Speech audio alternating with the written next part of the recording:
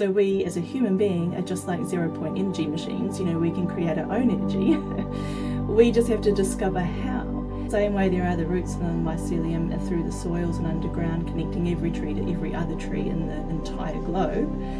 We also have that energetically going through the branches. So when we make an offering of our heart signature and our pure intent, we are literally connecting up above us and below us and all around in the entire globe. And therefore the whole universe kind of hears us and hears our intention. Look, children learn it super fast only because they don't put limitations on their brain, like they haven't programmed themselves. Yeah. And it's because they can access joy faster than most adults. They're quite playful and curious naturally, and that is the state that you want to be in. Awesome. Well, we are live, and today I am joined with Gina Noetica. Is that how I pronounce it? Yep, spot on. Mm-hmm. Awesome. Thank you so much for joining me. How are you feeling today? I am feeling really good, thanks, Kyle. Yeah, how about yourself? Yeah, I'm feeling great. I'll just read a little tick box of some of the things that we can describe you as. You are a quantum healer, a consciousness coach, a Reiki teacher, and a CE-5 ambassador, which I'm very curious about. I would love to learn about at some stage how you developed all of these skills and a little bit about your journey. But I think today it would be really cool just to go straight into the things and drop straight in. And my first question for you is, what is your personal spiritual philosophy, and what do you think is your purpose here in this life? Great question. Well, my spiritual philosophy is one of consciousness, that consciousness is the fundamental fabric of our reality and all realities on many dimensions. So I really believe that we are not merely human beings. I think many of us are starting to realize that, deeply. We are literally consciousness having a temporary life and enjoying the human experience for all of its extremes. Yeah, and I believe we're all multidimensional. We've got this beautiful energy. We've got this wonderful interconnectedness with all living beings, and we communicate with everything. And so we have this potential, this amazing potential of things that we can do in life. I find that, like, my own philosophy is just staying curious for the entire human experience, because I don't think I could ever get bored. There's always something to explore, once you become comfortable with your consciousness and exploring via your consciousness. There's just so many different worlds and realms and levels and things that you can do with your own human self. Yeah, so that's kind of my spiritual philosophy in a nutshell. Beautiful. And I love that stay curious. I think I saw on your profile, stay curious, expect miracles. And I love that. And just that second part too, what do you think your specific purpose is in this life? Yeah, mine's quite specific, as in stay an organic human being and I'm here to remind people that they are their own best healers always. And everything in my lifetime has always come back to that we are our own best healers. And yeah, that's it. That's in its simplicity. Like, no matter what I do, it always comes back to that. I love that, and I totally agree. Also, I'm just curious about your take on the time that we're in, because I think it's really important. I love a lot of ancient wisdom, and part of my purpose is to kind of keep these lineages of masters who, shared all this incredible knowledge, but also synthesizing it so that it's relevant to the time that we're in. And a lot of people have spoken to this idea of we're going through a quickening process. We're going through a purge of everything that's not actually in alignment. What's your take on that? What are you seeing happening in this time that we're in right now? And what do you feel is the truth of this time that we're in? Well, that's an evolving door, right? There's always so many kind of ideas and philosophies revolving around things going in, things coming out of that type of conversation. But in general, I am once again watching with curiosity this time of extremes that we're all going in. For me, I have very little fear about anything, really. You Mm. know, I have managed to release most of it. You know, I've got a healthy level of fear. But I say that because as we go through times of extremes, I have more curiosity than I do fear, whereas a lot of people have fear about these extremes. So for me, when I see things coming through that people get concerned about or a little bit fearful about, for me, I go deeper and deeper into the curiosity about what's it actually doing and how's it shaping our humanity. Really simple things.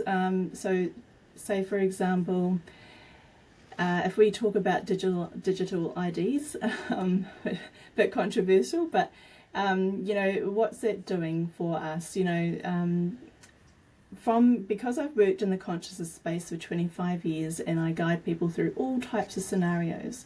One scenario that, you know, comes in and out of my work life is people feeling like they've got attachments, or they've got entities, or they've got cords. There's something about their consciousness where they feel it's not 100% them. And it could be energy draining. They, you know, for whatever reason, they've become aware of this and they want to go through something to remove an external influence from themselves. So, you know, there's names to this. They could go through, like, you know, releasing attachments, releasing cords. Exorcisms would be an extreme one. There can be energies or entities walking into our, you know, immediate field of consciousness, like our physical body, and kind of taking over for a while. So there's that kind of thing. But on the same level, to me, through my eyes, things like digital IDs, when it's a surveillance society, is actually no different to having someone walk right in to your immediate space and kind of take you over a little bit. You know what I mean? So for me, I actually see those two as really the same thing. It's just that one is done on a kind of a country or a global scale, whereas the other one that I was talking about, attachments and cords, and that's more of an individual scale. So where I'm kind of going with this is that, what does that do? You know, I think that actually it drives people, I hope, to having stronger boundaries, not acquiescing, so being deep diving into themselves. Who am I? Who do I want to be? I need to think about my present moment. I need to let go of worry about the past or future situations, because right now I need to be present. And is something trying to get into my immediate energy field and influence me in a kind of sneaky way? You know, maybe I don't want to be influenced like that, but it requires presence to fully understand, how am I being influenced? Am I making these decisions, or is there an external entity making these decisions? And then what that does as well is that means that, okay, we have to start developing discernment. Yes. Right. And then, you know, as a people or as a community, we have to start going through, okay, well, how do we develop discernment?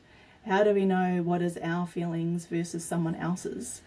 That comes down to developing intuition and, you know, a whole bunch of different things. So the beauty of our times, I think, is actually we are having to rapidly go through a time of developing our consciousness, developing our own intuition, our own truth, so that we aren't influenced by external other agendas or beings or entities, you know, whatever we want to sort of label them as. That is great, because it does rapid fire us into an amazing level of consciousness. Once we start to really own who we are, everything changes. You know, we can influence the entire world, the entire universe, by simply how we operate our own frequency and our own energy field. So I believe, like, a lot of these extremes are forcing us to really, like, go through this rapid change. And I guess just to sort of give a different example, in case that was, you know, I know that sometimes digital IDs can be a little polarizing. So, I mean, if I sort of go into something, say food, which is not so polarizing, but, you know, because we all enjoy food, right? So, you know, as we go along this journey, we start to become usually more aware or sensitive to the types of foods that are going into our body temple. And that might mean that we start to realize that we could be slowly poisoning ourselves if we don't make the right choices. So we start to gravitate towards healthier choices for us and the planet. So that might be organic eating or growing our own food or things like that, or intuitive eating, actually going, does my body feel like broccoli today? Yes or no? And every day that could be different, right? We could get a different response and therefore intuitively learn how to eat. But if we go to the more extreme, and this is kind of where over the next decades I feel like we might be going as we raise our consciousness, is actually eating less and starting to understand the principles of breatharianism.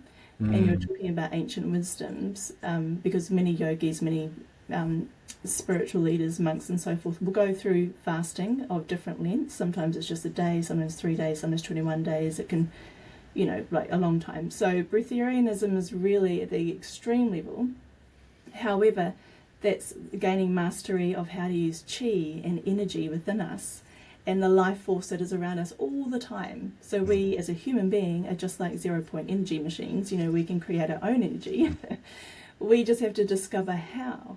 So I guess I'm kind of saying that I think that we're at a really exciting time in humanity, because you've got the choice. You can go down the rabbit hole or the kind of frequency of being fearful or worried or concerned about, say, food being contaminated or poisoning us. Or you could go down the idea of, well, how do I get freedom, or how do I establish freedom with food? Actually not needing to eat or having choice about when I choose to eat. There's a lot of freedom in that.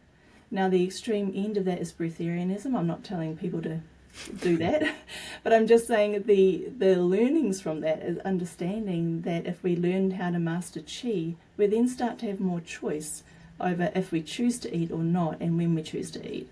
And therefore I feel like that's kind of like gold. I mean, it's amazing that, the situation we've landed ourselves in society where food is quite toxic is actually pushing us to start exploring even other ways, such as breatharianism or fasting or things like that.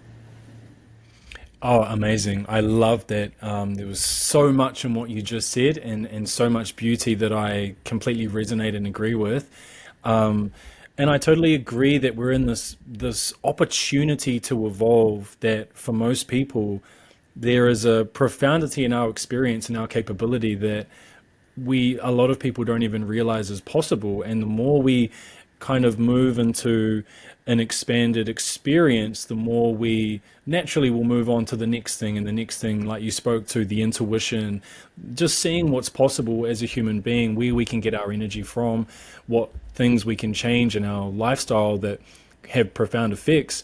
And there's this huge re-education that's so important, to unlearn and relearn, and that's so empowering.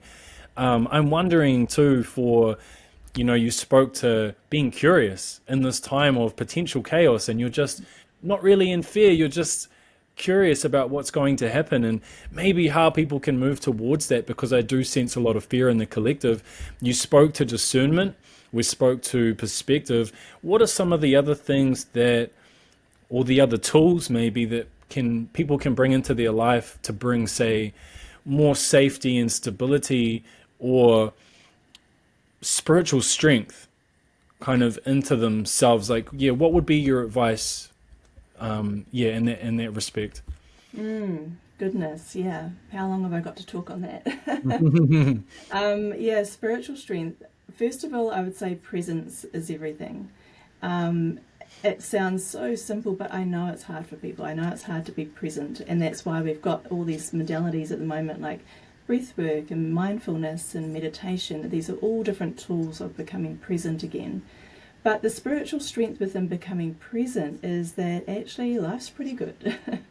I hold a huge amount of gratitude in my heart every day, every moment, about the fact my soul was amazing. It chose New Zealand to be born in. We're a pretty peaceful country, I mean, sure, there's a little bit of 3D this and that, like politics and stuff, but it's superficial. On the big scale, it's such a peaceful country.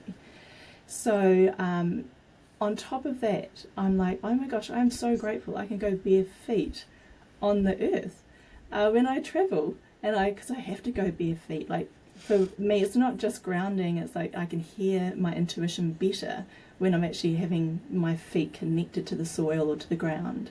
So I need that. Now, when I go overseas and I travel, especially like say America or Australia, you know, I go and take my shoes off and I just wait for it. There's always someone that says, oh, don't take your shoes off, keep your shoes on, because there's like, you know, there's ticks, or there's like, you know, scorpions, or there's snakes, or there's, you know, spiders and stuff. And I'm like, okay, all right, okay. So, and I try to reassure them that I'm just tuning into my intuition, and I've got enough trust that I would hope by this stage in my life I can sense intuitively if I'm going to be in danger. You know, if a snake or a spider came along, I would hope that I can communicate enough with it that at least I can stay safe, or then at that point in time I'll get my shoes on or walk away or whatever. But you know, if my intuition is saying it's okay now, stay mindful, stay present, take your shoes off and enjoy the earth and connect in, then I want to do that. Absolutely. Yeah. Yeah. So, yeah. That's beautiful.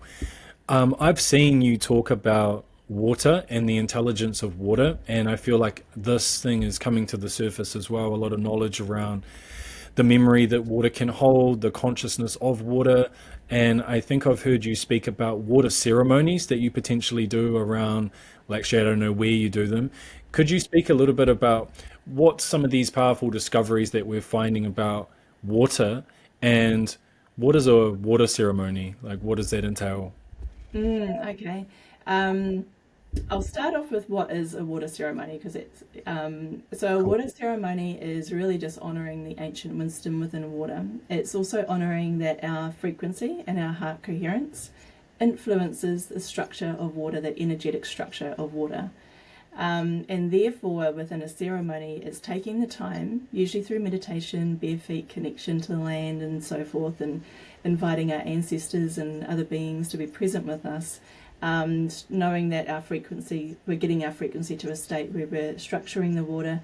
Once we've structured the water with our heart, our energy signature and our heart, we're then at a very pure place where we can offer our energy signature via the waters to something.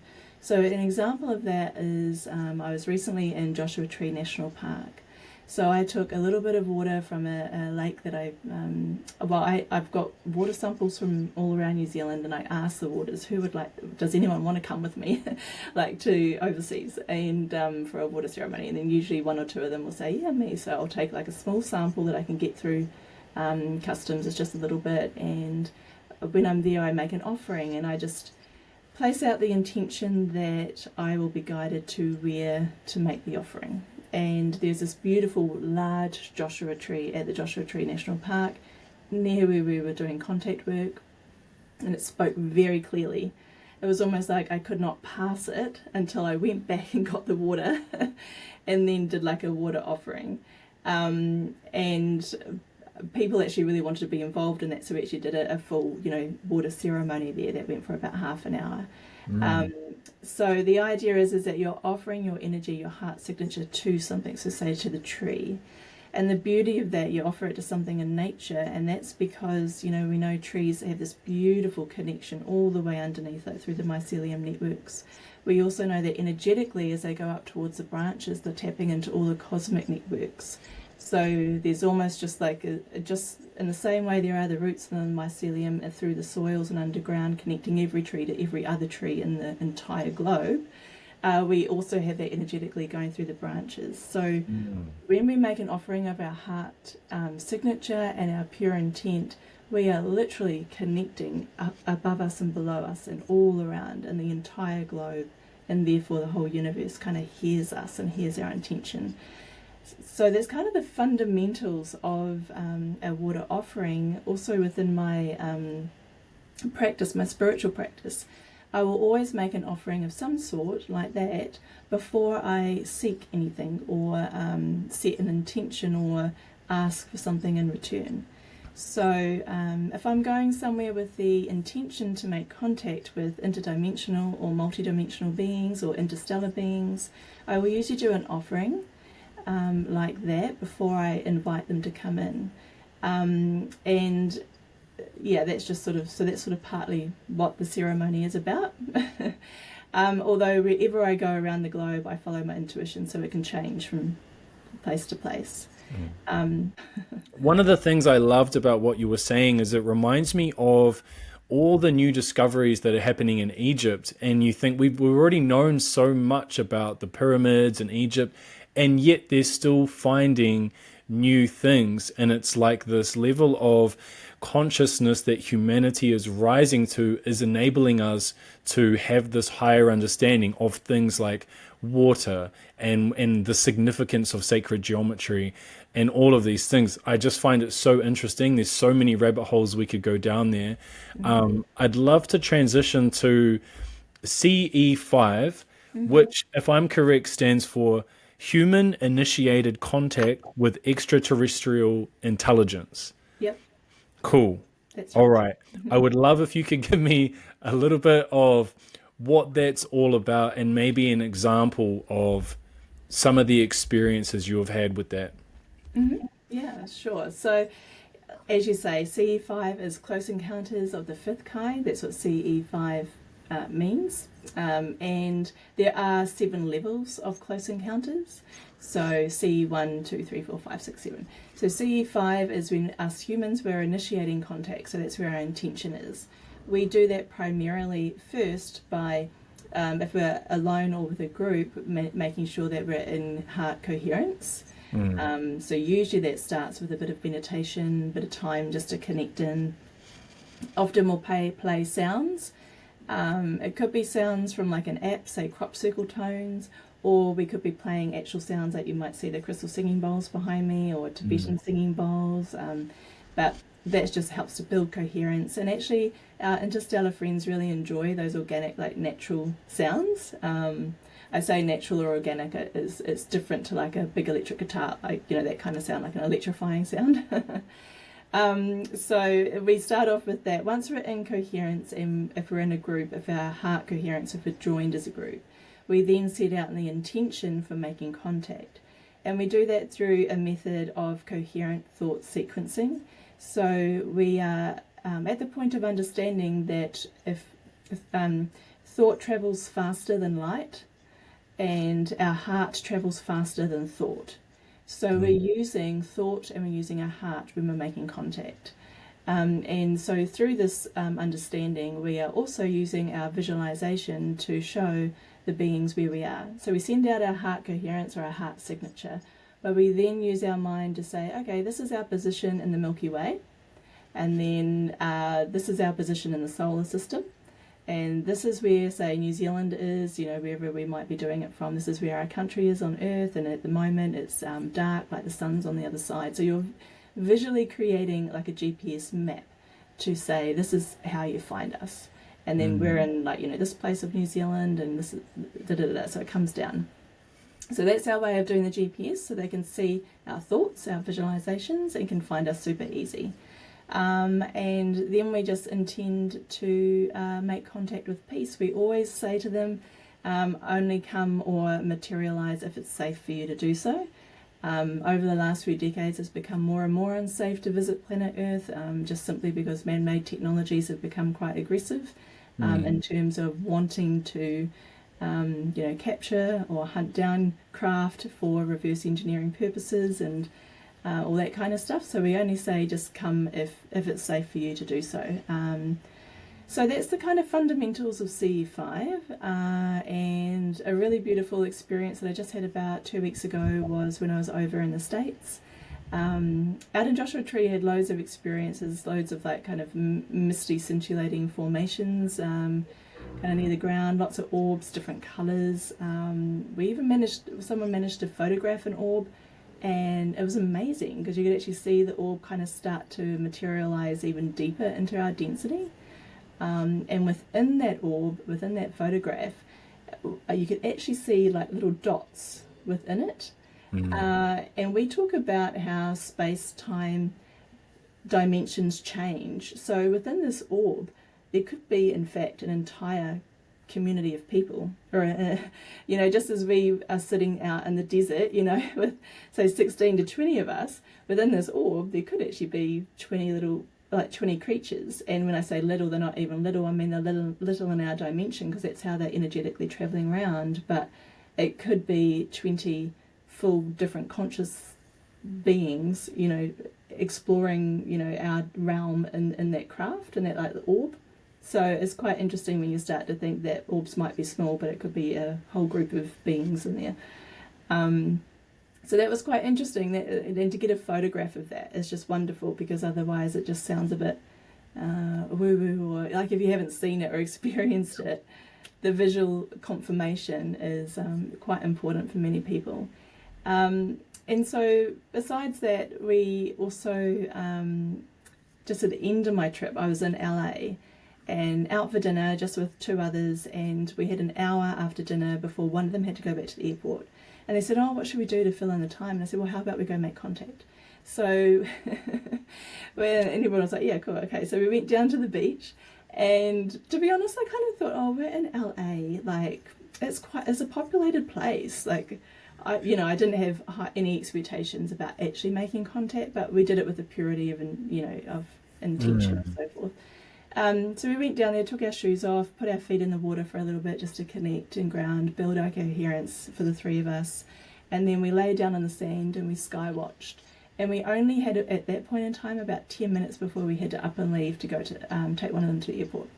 But within that, one of them, like we invited in a craft, it literally came in. Like we saw it come in, and all three of us saw it. We're like, oh my gosh. And it like came just under the cloud line in the sky. And it travelled around 50 to 60 degrees across the sky before making a sharp turn and going. And it was about maybe 5-6 seconds, which to us felt like a long time. And we were just, and all of us could actually go, oh my gosh, you're seeing that? Yep. And we were just like, so that was awesome that it kind of stayed that long. We all felt it. The funny thing too is that because I'm an intuitive, and just so that other people know there's different ways of experiencing it, I actually got sensation in my body, and my lip actually started to go like quiver. It was like this weird kind of like spasm in my face. But it was just this kind of like energy acknowledgement that there was a different frequency going on. Yeah. Yeah. Wow, that's incredible. And just for some deeper understanding, like using that as an example, let's say a spaceship or some kind of, interdimensional structure or something like that. Is this existing on a higher dimension, and then it has the capacity to come into our density so that we can perceive it? Or are there actual, let's just say, aliens who are of a biological nature that can actually come to our place? Or is it more, we're talking more like a higher dimensional type being that can move into our density somehow? Like, how would you explain like what these beings are? Well, you're correct with everything you've said, because it can be either of, like any of those. Both exist. Yeah, they do. Because when we start talking about the beings that are out there, they're all at different levels of consciousness. They've all got different capabilities for how they travel and what kind of technologies they use to, if they want to get to Earth, how do they get here? So some of them literally have, craft that can come down and materialize if they choose to in our density. But then we're talking about even different levels of consciousness where a lot of beings are like, well, we don't do the craft thing anymore. Okay, technical malfunction, and you were telling us about the types of beings and how they exist. Yeah. Yeah, great. Yeah, I was. So there are beings have different levels of consciousness, and so there are the beings that are at the point where they're like, well, we don't need to have the actual craft, like if people are wondering what kind of craft there are, if you think like traditional saucer shape, or they can be any shape, and I'm just sort of pulling on what people might have seen in storybooks or something. So that kind of craft, we were talking like a metallic structure. A lot of beings move past that point. They don't need that anymore. They literally can just move within an orb or the energy body or a Merkaba. They don't actually. So there are as many different beings as there are different races of human or more. And then if you even think about all the other species we have on Earth, all the insects, all the animals, there are basically just as many of them and their cousins out there in the universe as well, and in the multiverse. An interesting way to kind of explain that is I have a friend who's a really, really good remote viewer, has been doing it as a professional level for 25 years, and he makes contact. He was visited one night by a firefly looking extraterrestrial that was about 2 feet high, so a really big one. Mm. And it had a message saying, we need you to help save the fireflies. They're endangered on this area of Earth. And we need you to step in because what happens to them affects us as well. We're linked through our consciousness and our energy. And he didn't know anything about fireflies. It was not even in his radar to do anything about that. And he was just literally like, oh my gosh, what do I do? I've got no idea what to do. The being was literally just like, have trust, gave him a sense of like love and just trust and knowing within him that he just needs to say yes and follow his intuition and the prompts given to him by this extraterrestrial. And sure enough, long story short, he met the right people, the right philanthropy, that got the right sort of money, got the right influence, met the right people to stop harming the environment, like the forest and the land and the area of the certain species of firefly. And they're still here today now. So it's kind of like, that was a while ago, like over a decade ago, but it's just an example that we do have these extraterrestrials out there that rely on us keeping our environment and our beings here existing. Yeah. Yeah, amazing. And that was gonna be one of my questions too, is like, what is the benefit of connecting with these beings as well? Like, obviously just hearing that, it's like they have messages for us. It's a deeper natural pull towards interconnectivity and community and communication and more awareness, more knowledge. But what else would you add to that as far as what is the benefit of like connecting with these beings in this way? Well, perhaps I'll talk a little bit about my personal experience and what I get from it, but I can also mention just commonalities about what others experience. The commonalities of what many people get is a real sense of bliss, of love. There are reports of people going through spontaneous healing when making contact.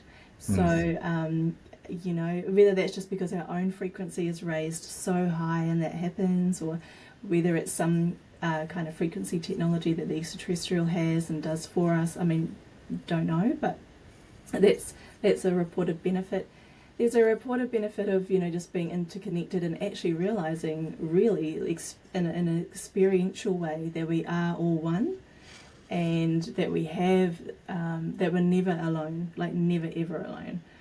So, sometimes if someone was in that kind of routine of just going to, say, a 9 to 5 job and then watching the news and feeling like that's the world view, and eating a microwave dinner type thing, then, once you start to connect in with extraterrestrials, you start to go, whoa, there is so much more going on.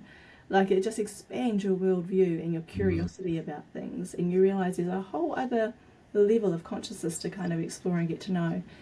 For my own benefit, and the reason why I like to connect is because the level of intelligence is remarkable, and I really honor it, and I'm not saying this in a judgmental way, but us humans can be quite stupid sometimes, right? Well, maybe there is judgment there. No, I am judging. I am judging. Judgment and truth. Yeah. So I'll be honest about that. But, I remember as a kid looking at different situations in our society and still do and go, man, we are stupid. Why are we doing that? Like, that's, when I make contact with extraterrestrials, it's refreshing because they just get it. They kind of been there, done that.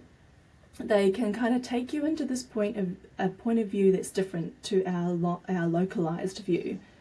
They kind of like look at the whole picture, like not just what's happening on the globe, but also what's happening throughout the galaxies, the universe.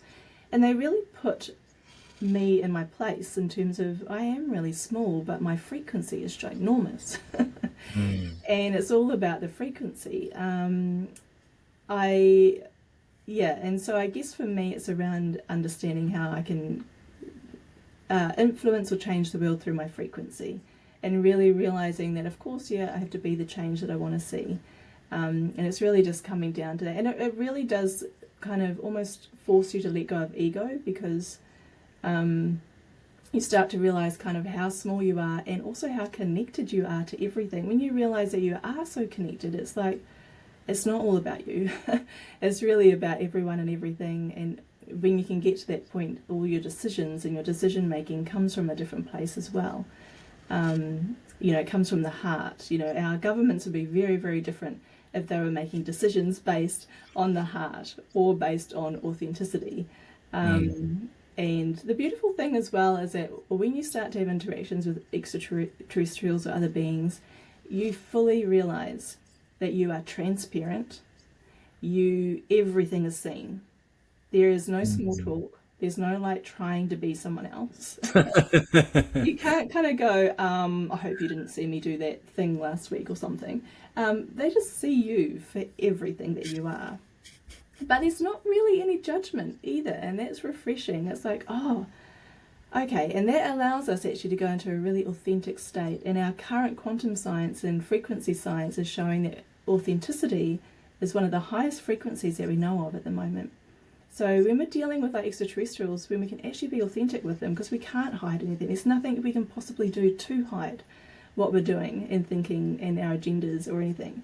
That's just really refreshing to actually be in the presence of a being where you can be authentic. There are very few humans that we interact with where you can feel that way and feel so safe as well. So I kind of invite people to kind of think about that. When was the last time they could be with a human where they were fully safe, fully in the love and above frequencies, all the way to authenticity, enlightenment, and just be. And be them completely, knowing that they are enough. Not that, oh, well, I've got a trauma, so I'm not enough. It's like, no, you are enough with all of you. However you judge yourself or what you think you might be, it's totally fine. Like when an extraterrestrial comes to you, they don't go, oh, well, you're not perfect because you're holding on to 2 traumas from when you were 10, or you're doing this job that you're not aligned with yet, or they don't judge you like that. They just simply be with you. They just communicate. They just give you this abundance of knowledge and knowing that is extraordinary. And that's so healing, eh? Like I just love everything that you're saying. It's very in alignment with a thread of knowledge that I've been kind of pulling on over these last few weeks, actually. And I have a lineage or a teacher connected with a Tibetan Buddhist lineage. And in Tibetan Buddhism, they have the triple gem of the Buddha, the Dharma, and the Sangha.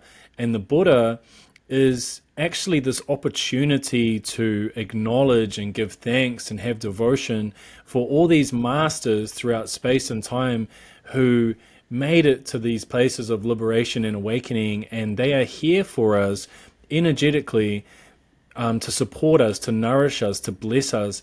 And it's very similar to this idea of grace. It's like we can literally receive the grace of these masters by sitting in meditation, contemplative meditation, mantra, things like this. And it's being in the presence of unconditional love. And it's exactly like you said, like they can see straight through you. They can see you for all the light and the dark, and they still love you unconditionally. And that is so beautiful. And in one of the traditions in Buddhism, Mahamudra is specifically carrying the flag of we're all in this together. And it's very much about uplifting all beings. And we're not just awakening for our own kind of selfish endeavors. It's like, it's about all of us together and how much nourishment we get from cherishing other beings. And we can't really cherish other people unless we love ourselves. And so it becomes like this dance where we're using these interactions with other beings, and especially beings of incredible wisdom and power, to help uplift our own frequency and to help evolve ourselves. So I just love that. And, whether you can get it from, the work that you're doing or tapping into these ancient lineages, it's like you're not alone. And you're not the small separate self who is grinding to do it all by yourself. It's like, no, there's help. There's tremendous help, and we can actually tap into that. So that's beautiful. I wouldn't mind just touching on quantum healing, because I know that's one of the many modalities that you do. I'm curious about it. I've done a lot of Reiki in the past and energy healing. I'm curious about quantum healing, and yeah, maybe speaking a little bit about that, and maybe an example of how you would approach, say, like a trauma-induced anxiety, as an example, something like that. Like, how does quantum healing come into that space working with somebody one-on-one? Great question. It's I always find it quite difficult to say it in a succinct, precise way because I treat every single person that I see, every one of my clients, as an individual, and therefore I can never quite predict where we're going to be at the end of like an hour session. Mm, I know um, what you mean. Yeah. yeah. Generally, people have an option when they come to me. They can talk if they find that therapeutic, but I let them know that no talking is needed. So, if we're talking about the example you're mentioning, like a trauma-based anxiety, the one thing I realize is with quantum healing, words are important because of the frequency, but when words aren't said well or carefully, they can either mean that someone has to repeat a trauma because the mind doesn't actually know the difference between you just repeating something visually or actually being in the situation. So I'm very mindful of that, so that if people come to me and they don't want to talk, that's my space. Like in terms of, I just, go through sensing your energy. We don't have to have words unless they want to talk. And we just go through usually deep breathing to begin with. I ask them while they're on the treatment table to just focus on their breath should their mind need to focus on something. So that helps to just calm and regulate the nervous system. And then if their mind needs anything else to focus on, then they can focus on the heart. So that's what their responsibility is. In terms of my responsibility, I'm keeping the whole container very safe. So I kind of go into my shielding and my protective mode. I'm keeping the energy safe. I'm going through the energy field on many, many levels. Because in quantum healing, there's no such thing as only being in one timeline or just only being the human that is laying on the table. I can, through the energy field, see past and future selves and see their multidimensional self. And if things need to be shifted in terms of densities, like traumas that are held there, which is a stagnant energy, then I will do that.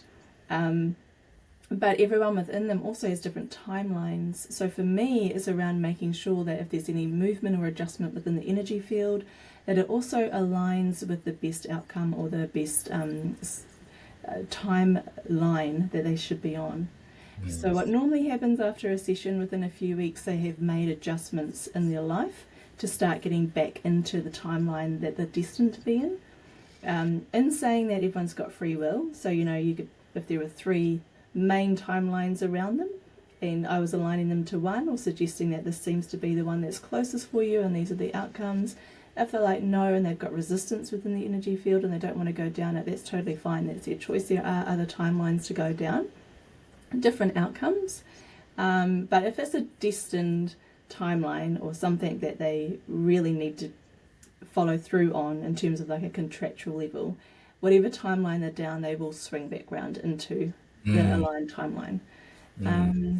So that's kind of like what a quantum healing session is like. But if someone was actually just on the table, they could be experiencing a whole bunch of stuff. Usually it's definitely peaceful. It's definitely like a very safe space. Sometimes they might see colours, visualizations. They might feel or hear messages, maybe from either loved ones or other beings that have come in to support them. So they'll have their own experience going on. Maybe they'll fall asleep. That's totally fine as well. I don't mind if that happens. To me, that's great because that's when the deepest of healing happens, because the mind is taken away from the trying to analyze what's going on. And but from my point of view, I just see a lot of energy, a lot of timelines. I can see the densities, and so I'll shift them in a way as long as it's in alignment and I've got permission to do so from their higher self. As well as I can see other beings come into the room to support them, and that could be anything. So it could be from the celestial realm, it could be past ones with messages. It could also be extraterrestrials as well. So Just for example, this week, there was extraterrestrials coming in like the Arcturians. That was very present. Could see them kind of putting these lovely blue rods in someone's legs, and they literally, when that happens, their legs be like Wow. bounced off the table, But then there was a different client on the same day, looked like a mantis being, like an insect, and she herself said, "Oh my gosh, I felt like I was an insect." I was like, "Ooh." So I sort of try not to tell the clients what I see, because it's their journey and I just want them to have their own experience. But my lens of things, it can be quite different as well from what the client experiences. Yeah. What do you think is the fundamental mechanism of healing? Like, what is healing to you? Well, it's great because I think there's a lot of kind of misinformation around what healing is, or maybe just a lot of expectations. So for me, healing is simply just getting onto your soul alignment. That's all it is. Wow. Uh,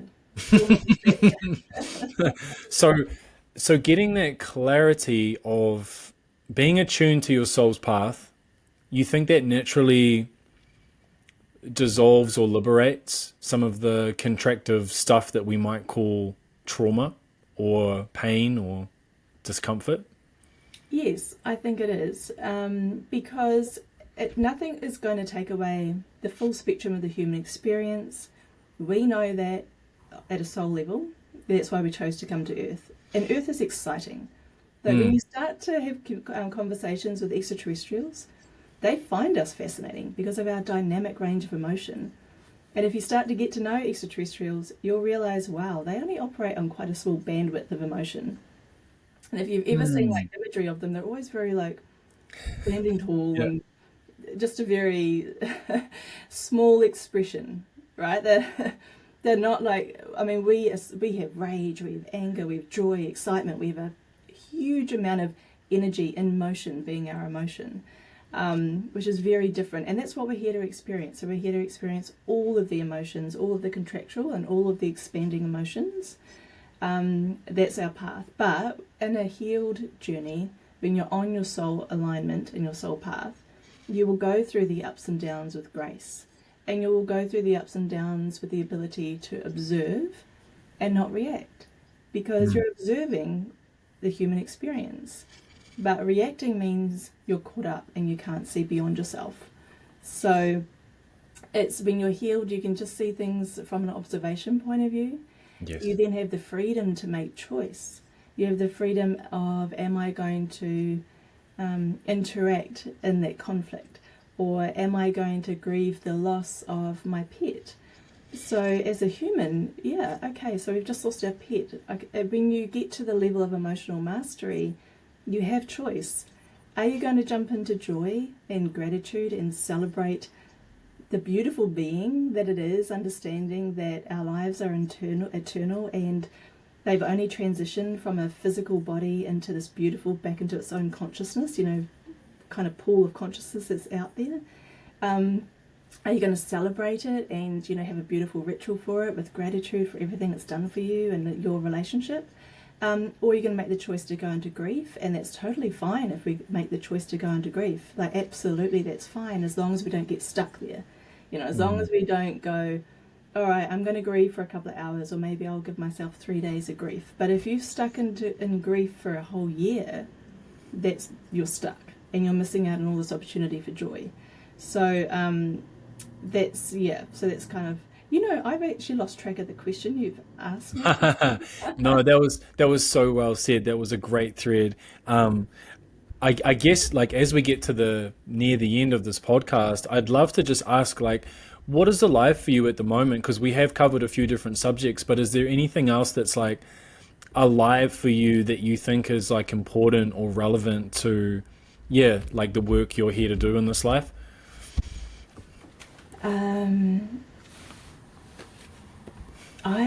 I just on all levels hope, and everything's alive to me. Gosh, how do I answer that? I mean, yeah, like I mentioned, water intelligences, and I just hope everyone kind of just spends a moment of awareness, getting to know the waters around them and within them a little more.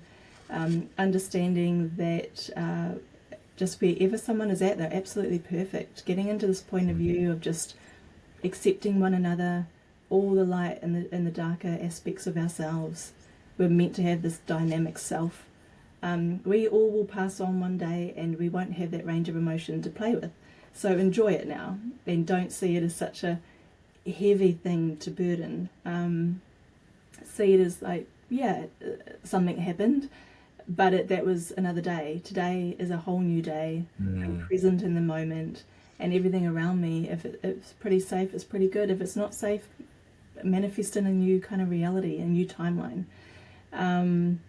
Yeah, I don't know. I mean, everything's alive around me. I love consciousness. I think, this world is exciting. I'm loving seeing how people are starting to learn how to see through blindfolds, starting to go into telekinesis more. I love how people are going and exploring ways to do self-healing with energy. Loving how more and more people are fasting, becoming lighter within their bodies. Can I just touch on the blindfold thing too? Because I've seen kids doing that and learning the kind of telepathic abilities and things like that. Is everyone capable of that? And is that kind of like a skill development process that like anyone can go through? And what does that look like? Totally. Look, children learn it super fast only because they don't put limitations on their brain, like they haven't programmed themselves. Yeah. And it's because they can access joy faster than most adults. They're quite playful and curious naturally, and that is the state that you want to be in. So children can do it faster than adults. As long as adults can get to the point where they release limitations, meaning, I don't have the exact, I've got a blindfold here, funnily enough, but if we have a blindfold on, an adult will go, oh, the blindfold is an obstacle, it's blocking our vision. Whereas a child, if we tell a child, you can see through this, like this isn't an obstacle, this is not blocking anything for you, you've got full capacity to see all around you and everything you want. They're like, okay, cool. And they'll put it on and they just believe what you say, right? And they go with it. They're cool. Like, why not? But we're like, oh no, but I can't see. No, I really can't. And it's like, okay. So you've just spent a long time with an adult to release those limitations, and we have to start looking at the obstacle as our friend. It's actually help, just like how we were talking about polarity before, like in the world, it's like actually turn it around. Okay, you're seeing it as an obstacle, I'm seeing it as something that's going to deepen my awareness. So this is my friend. I'm going to put the mask on and I'm going to learn how to see through it. And we're building a relationship. This is helping me. This is helping me go deeper. So, and then you start to see through the blindfold and not just see in front of you, but you can see behind you, and I think you do martial art, and a lot of martial artists are really good with their sensory system. Yeah. Yeah. And so the seeing through blindfold is all about opening up perception centers everywhere and understanding that sight through your eyes is not the only sight we have. We have the mind's eye, but we have these perception centers through our whole energy field. And we can see through them at any point in time. And it's a great Wow. skill to learn because, well, if you get kidnapped one day and you've got to see through a blindfold, then you know where you are. But beyond that, if you are interested in like wanting to connect with extraterrestrials or other very subtle energy bodies, spirits or angels or elementals or anything like that, if you have your perception centers open, then you have full sight of all these other interdimensional beings. So, yeah. Yeah, that's amazing. I love that, and I have a 5-year-old son. He's nearly 6, and I'd love to explore that with him because I feel like he's really ripe for that kind of thing. And yeah, I'm a lifetime martial artist, over 20 years, kickboxing and Muay Thai and competing and teaching, and that's one thing that martial arts taught me is skill development. Like everything is skill development, and we can get better at these things. And it was funny. I always not look down on Reiki, but I was always a little bit, I always questioned Reiki because I kind of was introduced to fundamental meditation practice and I kind of looked at it as a little bit woo woo. But one of my good friends is the Reiki teacher and she started teaching me about it. And I started to really see the benefit in being able to channel and being able to trust your channel. So doing these things, and the more I practice, the more I gain confidence in the fact that I was right most of the time with, what I was sensing, what I was feeling, what I was seeing. And that, like you spoke to, really strengthens this power of intuition, and it makes it so much easier to make choices. And so when we go, is it a yes? Is it a no? Do I go left? Do I go right? Where's the highest timeline? I can just keep asking and keep getting better at that, to a place where it's almost like choiceless awareness, where I'm just walking the highest timeline, and all you really need to do is keep asking the right questions, and you're so guided. You're so guided, and the only hard part is when you know something's true, you kind of have to stand under it, right? It's like, should I have that second coffee of the day? And it's like, nah, you don't need that.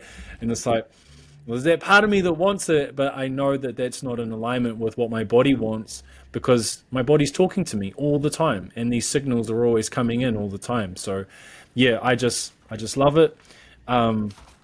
What How can people like find you and work with you? And do you have anything exciting coming up that people can jump in on? Or are you teaching? Are you doing online courses? Like, how can people interact with you more? Sure, yeah. I'm actively teaching Reiki classes, and I like Reiki as an energy modality because there's a process and it's a simple way to learn or introduce yourself into energy healing. So it's a great way of also developing intuition. So I do teach that. If anyone goes to my Facebook page or to Instagram, it's Gina Noetica on Facebook, and I usually put the courses there. But to be honest, I'm a bit of a dinosaur. I've been doing what I've done for like 25 years, and all that time people are like, "Oh, you should have a website. What's your website?" I'm like, "Oh yeah," and I just have never got one. I'm literally like word of mouth kind of person most of the time, and every once in a while I go through these phases of like, okay, I'll get into like, being more present on social media, and sometimes it lasts for a few weeks or a month, and then I'm off, kind of don't really engage much. Hmm. So best way probably is to email me if you want me to contact you about anything specific. Is quantumenergyalchemy@gmail.com. And then if things are coming up like CE-5 contact events, next year we'll be taking people through an intuitive process, like seeing through blindfolds and so forth. That's for adults, not for children. And and then there's Reiki share groups, and if they want to come and have a one-on-one session, I work in Wellington at the Capricorn Spirit Crystal Store, so they can do one-on-one sessions there. But I go into hiding every once in a while, just simply because my books can get really busy, and then I can't take on new clients, and then, yeah. But I always just trust the universe. If you find me and it's meant to be, it's meant to be. Oh, absolutely. And that rest is so important too. I think there's for a lot of us, we're like, okay, we can use social media as a portal to connect with people, but it's also can be very draining. And I feel like if the intuition is like, actually, I need to pull back because it's too noisy, then we need to listen to that. And I'm very much the same. It all sounds amazing. I would love to join in with the blindfold thing, and yeah, probably be in contact. But this has been a phenomenal conversation, very interesting, and yeah, maybe in the future we can jump on again and cover a few other things and go a bit deeper into some different subjects. So, thank you again for jumping on. You're welcome. Thanks so much for having me, Kyle. I love talking to you. Thank you.